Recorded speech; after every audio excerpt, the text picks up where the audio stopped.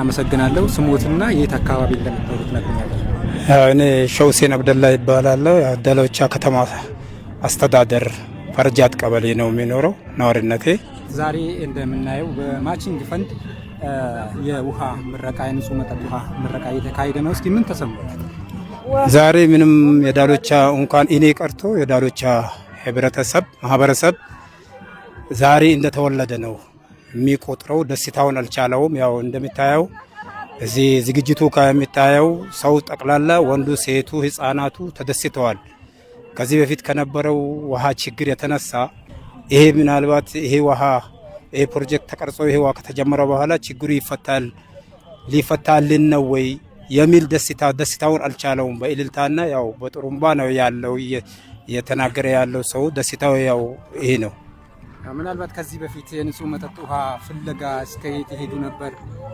ሩቅ መንገድ በመሄድ ያው ጊዜዎቱን እንዲሁም ለተለያዩ እንግልት ይዳረጉ ነበር ወይ? ምን ይመስል ነበር? በጣም ኃይለኛ ሴቶች ከዚህ በፊት እናቶች ንጹህ ውሃ መጠጥ ለመፈለግ ከከተማ ወደ መጨረፋ ነበር ይሄድ የነበረው። ሌላ ደግሞ እዚህ ድጆ ይሄ የአሻዋ ቆፈሬና የአሻዋ ውሃ አጣርቶ ነበር ይጠቀማ ነበረው። በጣም ኃይለኛ ችግር ነበረ። አሁን ይሄ ከተጀመረ በኋላ ችግራችን ይፈታል የሚል ታሳቢ ነው ያለው በማህበረሰቡ። ደስታው ይሄ ነው። ስሜ መላክ ኃይለው ግቸው ማሞ እባላለሁ።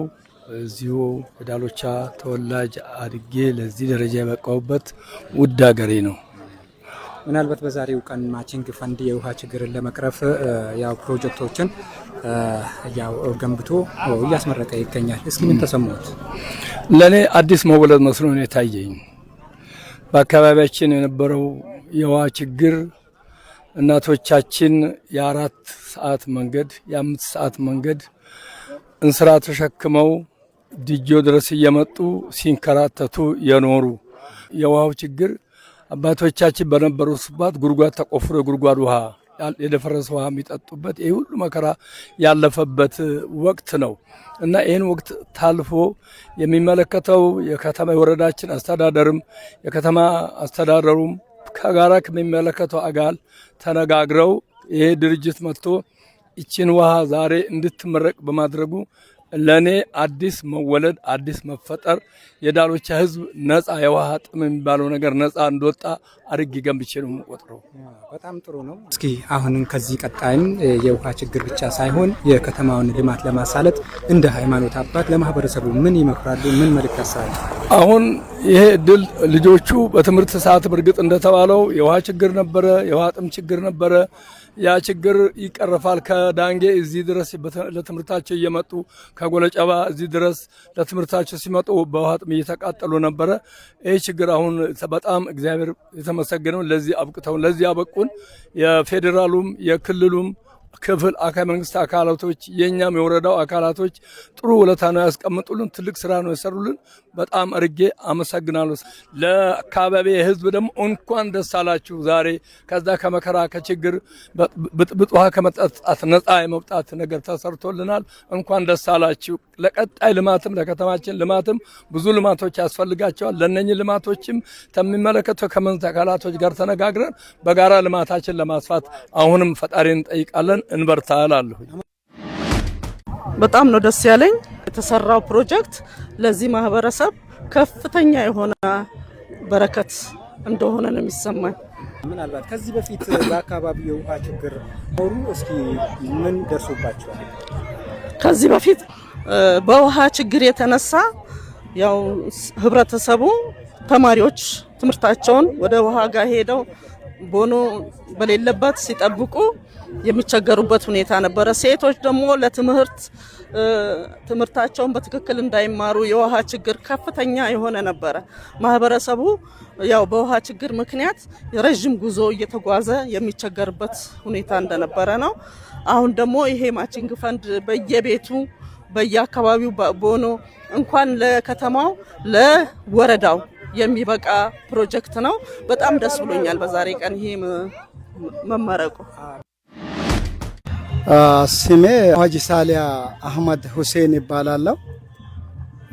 በዳሎቻ ወረዳ ውስጥ ነው ያለሁት። የውሃው ችግር ወደ ዲጆ የሚባል ቦታ ወደ ኮሎጮባ አካባቢ ወደዛ የሄደ ህዝቡ ያመጣ ነበር። አሁን ግን አልহামዱሊላህ ይሄ ነገር ብዙ ተስፋ አለን።